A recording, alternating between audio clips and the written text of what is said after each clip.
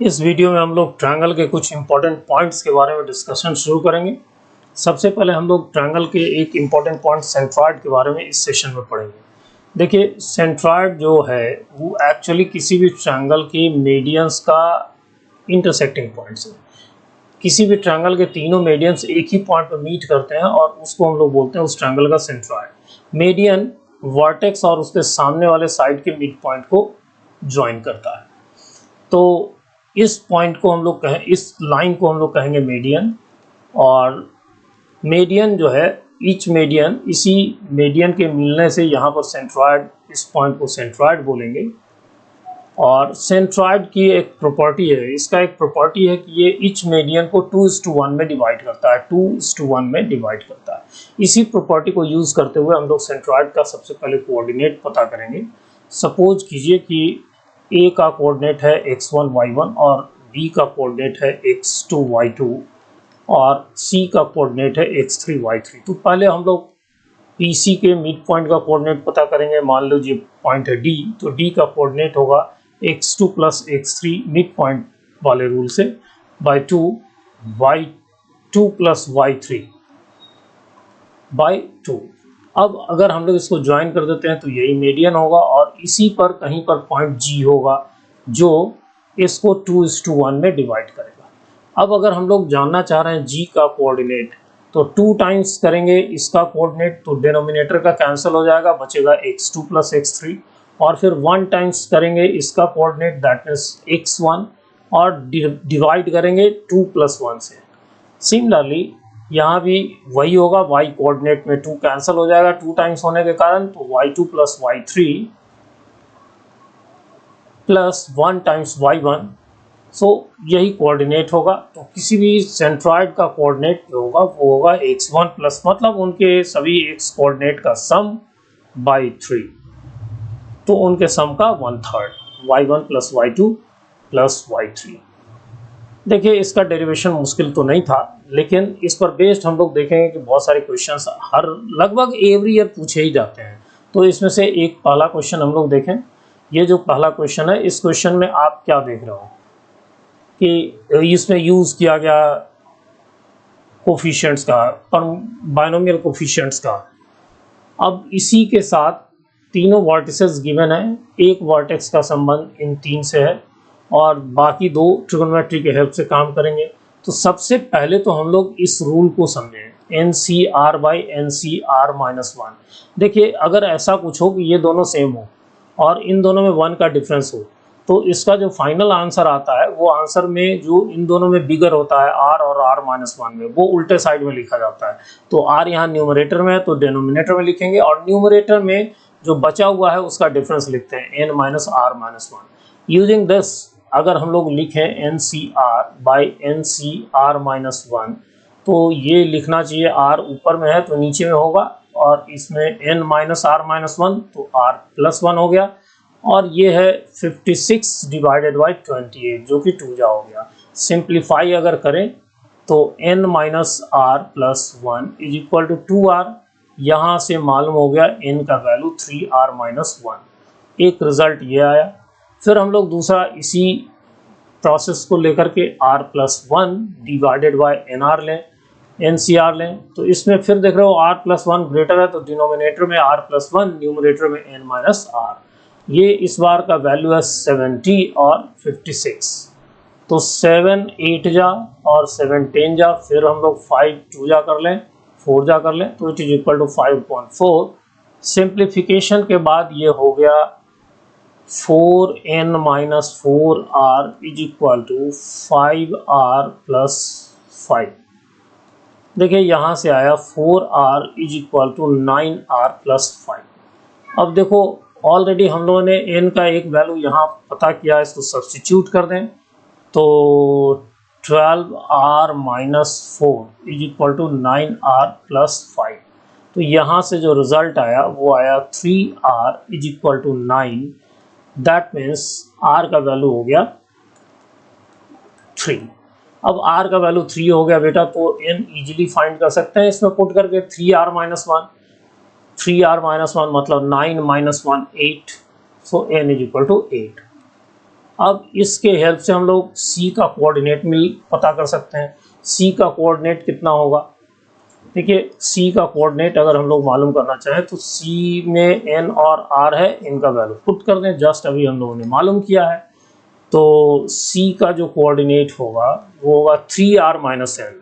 तो 3r अभी हम लोगों ने मालूम किया है r3, तो 3r माइनस 1 तो 9 minus 1, 3r minus N rather, तो 8। और फिर दूसरा हो गया आर स्क्वायर माइनस एन, तो R square means 9 minus 8 minus 1, तो कोऑर्डिनेट हो गया 1,0। तो सी का कोऑर्डिनेट भी हमको मिल गया। अब देखिए ए बी सी का अगर हम लोग ड्रॉ करें फिगर और उसमें लिखें तो ए का कोऑर्डिनेट है हमारे पास 4 cos t, 4 sin t। B का कोऑर्डिनेट हमारे पास गिवन है 2 sin t minus 2 cos t। Okay, C का कोऑर्डिनेट अभी हम लोगों ने फाइंड किया है 1,0, ठीक है 1,0। अब इन सभी के हेल्प से अब हमसे कहा जा रहा है कि आप ठीक है ये इसका लोकस दिया हुआ सेंट्रॉइड का, तो सबसे पहले तो सेंट्रॉइड का लोकस मालूम करें। तो सेंट्रॉइड का लोकस मालूम करने के लिए अगर हम लोगों ने सपोज कर लिया कि h, k इसका सेंट्रॉइड है, तो इसका मतलब h is equal to 4 cos t plus 2 sin t plus 1 divided by 3। यहाँ से अगर हम लोग सिंप्लीफाई करके लिखें तो 4 cos t plus 2 sin t is equal to 3h minus 1, एक रिलेशन हुआ। फिर k अगर हम लोग फाइंड करें तो 4 sin t y कोऑर्डिनेट के सामने minus 2 cos t plus 0 divided by 3। यहाँ से अगर हम लोग लिखें तो 4 sin t minus 2 cos t is equal to 3k। देखिए एक पहले से भी मैं डिस्कस करता आया हूँ कि अगर कभी इस तरह का फॉर्मेट हो, इतना इज इक्वल टू कुछ और यहाँ कोफिशिएंट्स ऑल्टर्ड हो दूसरे इक्वेशन में, मतलब bx हो और यहाँ ay हो और इन चार में से किसी एक का साइन चेंज हो, मान लीजिए इसी का, तो इस कंडीशन में बेस्ट चॉइस होता है इन दोनों के स्क्वायर को सम कर दो। इसमें 2ab दोनों में कैंसिल हो जाता है। सो ही प्रोसेस हम लोग यहाँ यूज़ कर लें। तो अगर इस प्रोसेस को यूज़ कर लें तो यहाँ पर लिख सकते हैं हम लोग 4 cos t plus 2 sin t whole square plus 4 sin t minus 2 cos t whole square is equal to 3h minus 1 का स्क्वायर प्लस 9k स्क्वायर। चलिए अब फर्दर सिंप्लीफाई करें तो इसका a स्क्वायर हो गया 16 cos स्क्वायर, इसका हो गया 16 sin स्क्वायर। अगर हम लोग 16 कॉमन ले लेंगे तो cos square plus sin square होगा, मीन्स 1 होगा। इसी तरह इसके b स्क्वायर में 4 sin स्क्वायर और इसमें 4 cos स्क्वायर, 4 कॉमन ले लेंगे तो cos square plus sin square 1 होगा। सो इतना होगा। 2ab दोनों के कैंसिल हो गए। राइट हैंड साइड में हो गया 3h का माइनस 1 का whole square means 9h whole square minus 6h plus 1 plus 9k square. अगर हम लोग इसमें सेंट्रॉइड का लोकस लिखें, लोकस ऑफ सेंट्रॉइड, तो जो h है उसको हम लोग x कर देंगे तो 9x square plus 9y square minus 6x, फिर यहाँ से 20 और ये 1 तो माइनस 19 इज इक्वल टू 0 होगा। लेकिन हमारे पास क्वेश्चन में already locus of centroid given है 3x minus 1 whole square, 3x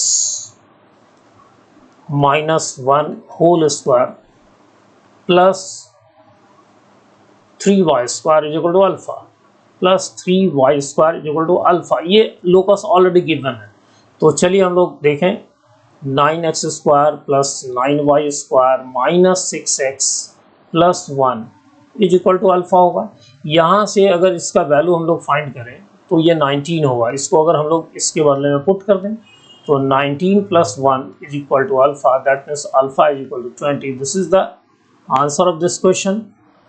हम लोगों को लोकस गिवन था, हम लोगों ने लोकस फाइंड कर करके उन दोनों को इक्वेट किया और अल्फा का वैल्यू फाइंड कर लिया, तो अल्फा का वैल्यू हो गया 20। So this is the answer. Now the next question. इस क्वेश्चन में हम लोगों को सेंट्रॉइड दिया हुआ अल्फा बीटा, लाइंस, इन 3 लाइन से ये बनता है ट्रायंगल। तो हम लोगों को रूट्स दिए गए हैं, इक्वेशन बताना है। कोई बहुत मुश्किल काम नहीं है, पहले तो हम लोगों को सॉल्व करना होगा। मीन्स ये कि आप देखेंगे कि सेंट्रॉइड वाला जो क्वेश्चन होगा थोड़ा सा लेंदी होगा, मतलब कैलकुलेशन इसमें ध्यान से आपको करना पड़ेगा, एरर होने के चांसेस बहुत होंगे। Plus 4y is equal to 17। चलिए मैं सॉल्व करने के पहले इसमें y का वैल्यू लिख लेता हूँ 15x माइनस 82। ओके, अगर हम लोग पहले दोनों को यूज़ कर लें तो मैं सेकंड वाले में y का पुट कर रहा हूँ, सब्स्टिट्यूट कर रहा हूँ value 15 minus 82 is equal to -4। ये हो गया 6x और यहाँ से यहाँ x होगा, तो 6x minus 75x minus plus 041 is equal to -4। तो यहाँ से आया -69x plus 414 is equal to 0। तो वैल्यू x का हो गया 6 जा होगा, तो x का वैल्यू 6 होगा और y का वैल्यू हम लोग x इसमें पुट कर दें तो यहाँ x है, x का वैल्यू इसमें पुट कर दें तो 15 6 जा 90 90 माइनस 82 8। सो एक पॉइंट हम लोगों को मिला जिसका कि कोऑर्डिनेट है 6 और 8। लेट वर्टेक्स A है ये। फिर उसके बाद मान लीजिए कि हम लोगों ने सेकंड और थर्ड को यूज़ किया। मैं चाहता हूँ x फाइंड करना, तो y के कोफिशिएंट को इक्वेट कर रहा हूँ, या दोनों सिंपल वर्क है। चलिए 3 जा कर लेते हैं इसको, तो 18x minus 15x is equal to -12। दूसरे वाले को 2 जा कर लेते हैं, तो 18x प्लस 8y, ये y है, इज इक्वल टू 34। अगर हम लोग इसमें सब्ट्रैक्ट कर दें तो ये कैंसिल हो गया और ये बचा 23y और ये हो गया ऐड होकर के 46 माइनस 46। सो y का वैल्यू हो गया हमारे पास 2 और x अगर हम लोग पता करना चाहें तो पुट कर दें इसी में। तो मान लीजिए कि पहले वाले में y का वैल्यू पुट करते हैं तो 10 10 10 इधर होगा, तो प्लस 10 तो प्लस 6, तो x इज इक्वल टू 1, तो x का वैल्यू आया 1। तो एक ये पॉइंट हुआ जिसको हम लोगों ने b नेम कर दिया। चलिए थर्ड, इन दोनों के पहले और तीसरे के सॉल्यूशन से, तो पहले वाले को सब्स्टिट्यूट कर दें इसमें, तो 9x plus 4 times 15x minus 82 is equal to 70। यहाँ से आया 9x plus 60x minus 4 to the 8 32 is equal to 70। Okay, तो यहाँ से हम लोगों ने पाया ये 60 है, ये 60 है, तो 69x एक तरफ कर लें तो 345, ठीक है। ओके, ये 5 जा होगा, तो x इज इक्वल टू 5। अब y का वैल्यू हम लोग पहले वाले में पुट कर दें, इसमें पुट कर दें, तो x 5, तो 15 5 तो 75, तो 75 तो -7 होगा। तो थर्ड पॉइंट हो गया ये। तो अपना जो ट्रायंगल है इसके वर्टिसेज हो गए A 6 8, B 1 है, ये 1 और 2, और C अभी हम लोगों ने फाइंड किया 5 और -7। हम लोगों से कहा जा रहा है कि इसका सेंट्रॉयड अल्फा बीटा है। शुरू में ही मेंशन है सेंट्रॉयड अल्फा बीटा है। तो सेंट्रॉयड अल्फा बीटा है तो अल्फा का वैल्यू तीनों के एक्स कोऑर्डिनेट का सम, तो 6 + 1 7 + 5 12 12/3 12/3। तो अल्फा का वैल्यू हो गया 4। बीटा का वैल्यू अगर हम लोग देखें तो बीटा का वैल्यू अगर हम पता करेंगे तो 8 + 2 10 10 और -7 तो 3 3/3। सो ये हो गया 3/3 = 1। तो अल्फा और बीटा दोनों मालूम हो गया। तो अल्फा और बीटा अगर दोनों मालूम हो गया तो हम लोग फर्दर पता कर सकते हैं अल्फा + 2 बीटा। अल्फा + 2 बीटा मतलब 4 + 2 6, फिर 2 अल्फा - बीटा तो 4 2 8 -1 7। तो हमारे पास दोनों रूट्स मिल गए 6 और 7। हम लोग जानते हैं कि पॉलिनोमियल का जो इक्वेशन होता है, पॉलिनोमियल का इक्वेशन ऐसे होता है x² - alpha + beta x + alpha beta = 0। अगर हम लोग इसको यूज करें तो यहाँ पर जो रिक्वायर्ड इक्वेशन होगा वो होगा x² - इन दोनों का सम मतलब 13x, फिर इन दोनों का प्रोडक्ट 42 = 0। यही अपना रिक्वायर्ड इक्वेशन होगा जो हमारे पास यहाँ है। C is the right choice. Okay, now the next question. देखिए इस क्वेश्चन में सबसे पहले तो आपको फोकस करना होगा कि ये एक आइसोसेलेस ट्रायंगल है जिसमें एक वर्टेक्स गिवन है। BC साइड इस इक्वेशन पर है, लेकिन B लाई करता है इस पर। तो देखिए B दोनों पर लाई करेगा, इस इक्वेशन पर भी, इस इक्वेशन को दोनों को सेटिस्फाई करेगा। तो इससे हम लोग B फाइंड कर लेंगे। तो B फाइंड करने के लिए हम लोग 2x + y = 4 और इसको सॉल्व करेंगे। तो इसका मैंने डबल कर दिया, 2x + 6y = 14। तो माइनस करने के बाद अपने पास आया -5y = -10। दैट मीन्स y = 2 और x का वैल्यू हो जाएगा y = 2 रखेंगे 2 3 6 तो 1 होगा। तो अपने पास b का कोऑर्डिनेट भी मिल गया। तो कुछ ऐसा है, a का कोऑर्डिनेट गिवन है 6 1, b का कोऑर्डिनेट अभी अभी हम लोगों ने फाइंड किया 1 और 2। इक्वेशन इसको मैंने सॉल्व किया। ये इक्वेशन था x + 3y = 7 और BC का इक्वेशन गिवन है हम लोगों के पास ऑलरेडी 2x + y = 4। तो दोनों को सॉल्व करके B फाइंड किया था 1, 2। C का कोऑर्डिनेट नहीं पता है। चलिए इसको किसी थर्ड वेरिएबल के टर्म्स में लिख लेते हैं। चलिए x कोऑर्डिनेट अगर k ले लें तो x k लेने पर y का वैल्यू जो होगा वो होगा 4 - 2k। तो ये हुआ। अब हम लोगों को k का वैल्यू फाइंड करना है, लेकिन हमारे पास इंफॉर्मेशन है कि ये आइसोसेलेस ट्रायंगल है तो AB = AC होगा। तो इसका मतलब AB = AC। तो हम लोग कह सकते हैं कि AB² = AC²। ऐसा हम लोगों ने इसलिए किया कि हम लोग डिस्टेंस में जो रूट आता है उसको अवॉइड करना चाहते हैं। तो चलिए, तो AB मतलब 6 - 1 5 का स्क्वायर प्लस 1 - 2 मतलब -1 का स्क्वायर = k - 6 का स्क्वायर प्लस 4 - 2k - 1 का स्क्वायर। ये हो गया अपने पास 25 + 1 26। ये हो गया k² -12k + 36। यहाँ देखिए 4 - 1 3 हो गया, तो 3 का स्क्वायर 9 प्लस 2k मतलब 4k² माइनस 3 2 6 2 12 -12k। इसको हम लोग एक तरफ कर लें तो यहाँ k² और यहाँ 4k² मीन्स 5k²। फिर -12k 24k। यहाँ इस तरफ 36, इधर से 26 लाएंगे तो 10 और प्लस 9 19 = 0। इसको हम लोग पहले सॉल्व कर लें। -5k - 19k plus 19 = 0। देखिए थोड़ा लेंदी क्वेश्चन होता ही है, इसमें कुछ क्वेश्चन सिंपल भी आए हैं। 19k - 1 = 0।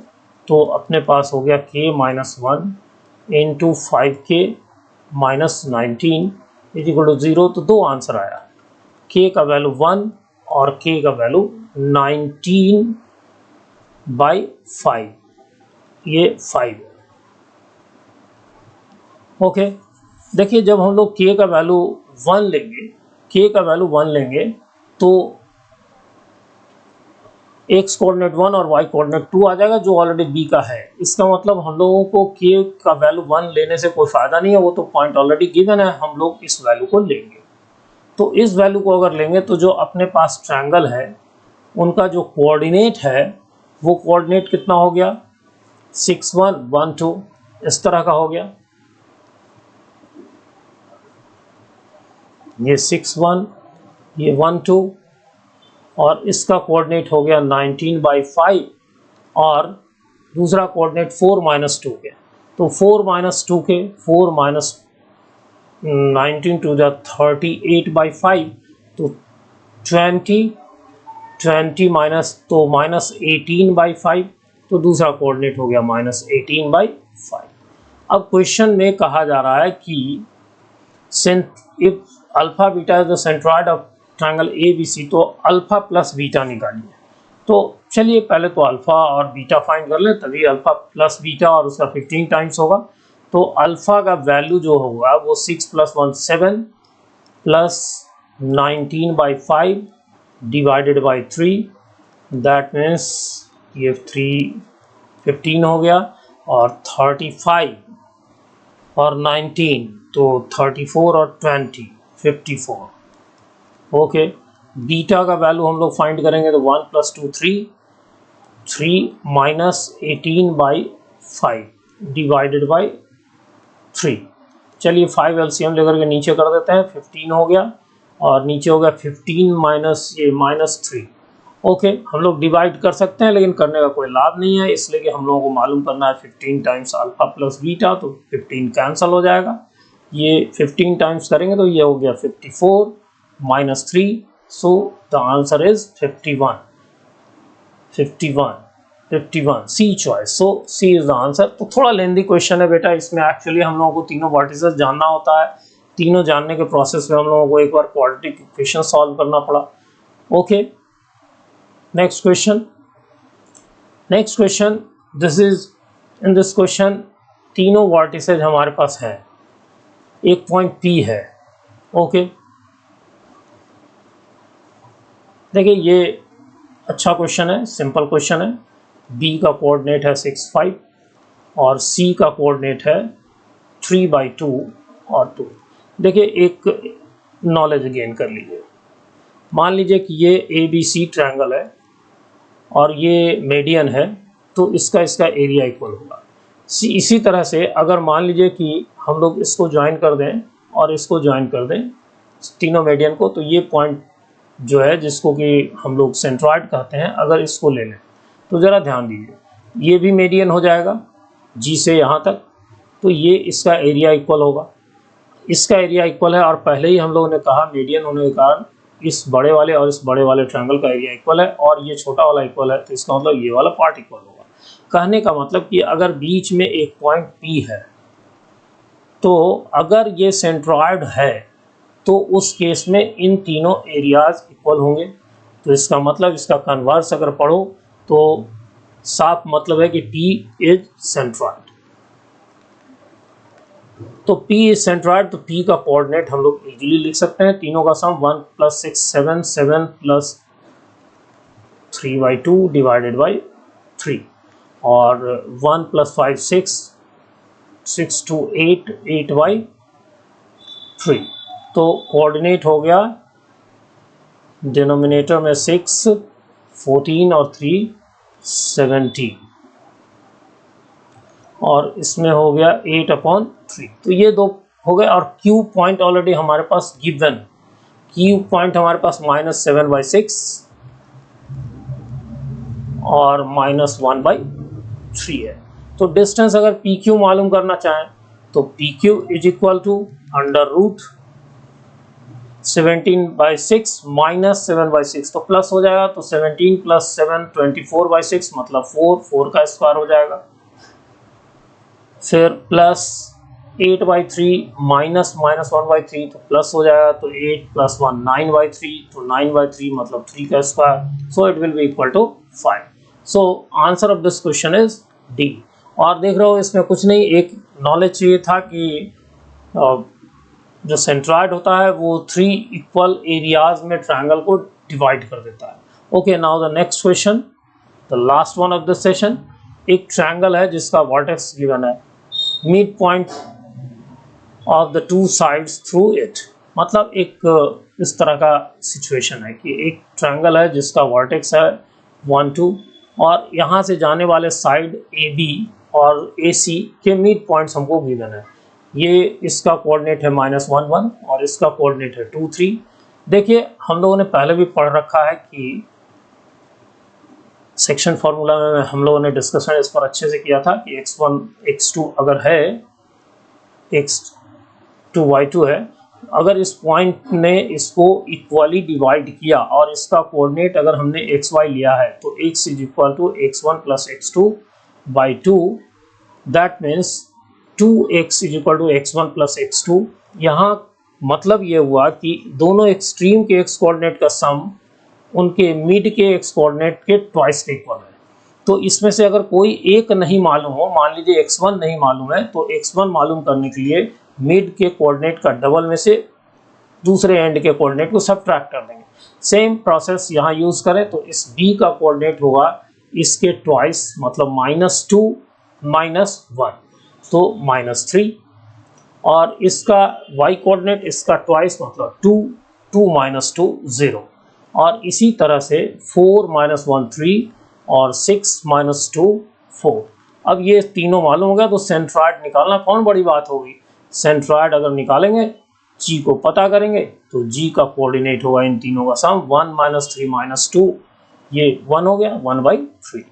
इसके बाद 2 + 0 2 और 4 6 6/3 2, so 1/3, 2, this is the answer.